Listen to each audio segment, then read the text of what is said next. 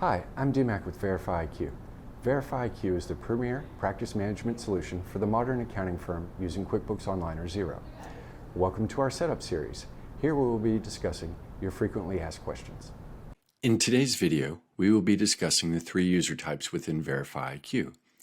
First is the associate or bookkeeper, second is the manager or reviewer, and third is the admin.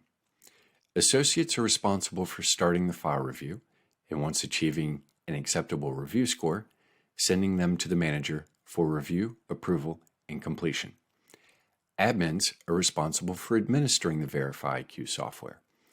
In the top right-hand corner, under the gear icon, admins have access to the company settings, from which they will manage the subscription plan with VerifyiQ, enable or disable company-wide two-factor authentication, and the API integration.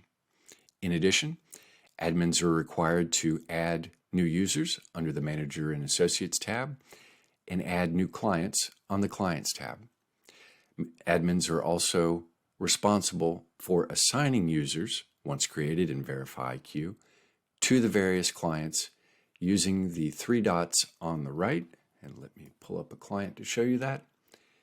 Three dots on the right here is where the admins will assign the users to the client.